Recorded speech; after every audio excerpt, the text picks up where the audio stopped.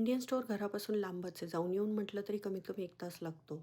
Movie थिएटरपासून मात्र ते 7 मिनिटावरच होतं. म्हटलं आलोच आहे, तर आज ग्रॉसरी करून जाऊयात. मैत्रिणींना सोडून घरी येईपर्यंत जवळपास 3:30 वाजले होते. सगळ्या बॅग्स आतमध्ये घेतल्या घरामध्ये आणि आता पहिलं काम होतं म्हणजे हे सगळं जागेवर पुन्हा लावून देणं, वस्तू, भाज्या वगैरे आणि फ्रीझरचे आयटम्स. पॅन्ट्री खोलली आणि आतमध्ये मी पॅन्ट्री लावायला सुरुवात केली पहिली. माझ्यासोबत हे बऱ्याचदा होतं, की मी एखादी गोष्ट करायला घेतली, की ती दुसरीच मी आधी काहीतरी करत बसते आणि मग मेन गोष्टीकडे येते.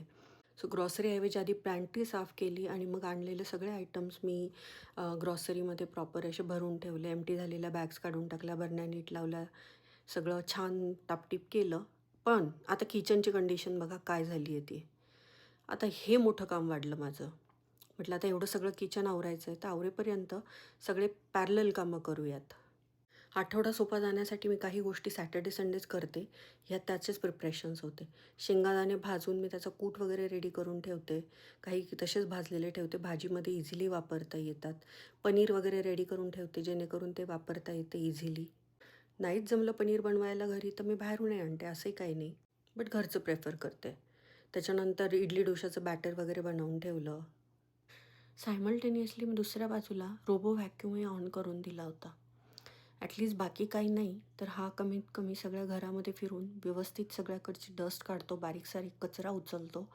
त्याच्याने नंतरचं काम जे राहतं ते फक्त मॉपिंगचं राहतं. इडली डोशाचं बॅटरही सायमल्टेनियसली मी भिजायला लावून दिलं होतं, डाळ आणि तांदूळ वगैरे, जेणेकरून उद्या मी ॲटलीस्ट संडेला त्याची बॅटर रेडी करेल.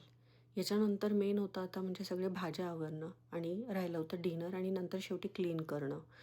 भाज्या मी आवरून घेतल्या, असं बाहेर काढून त्यांना निवडून, धुवून, व्यवस्थित फॅनखाली वाळायला ठेवून दिलं आणि स्वयंपाक करून घेतला. भाजी झालेलीच होती, चपाती करून घेतली. सगळे आल्यावरती जेवलो आम्ही आणि त्याच्यानंतर एंडला मी व्यवस्थित सगळं किचन आवरलं.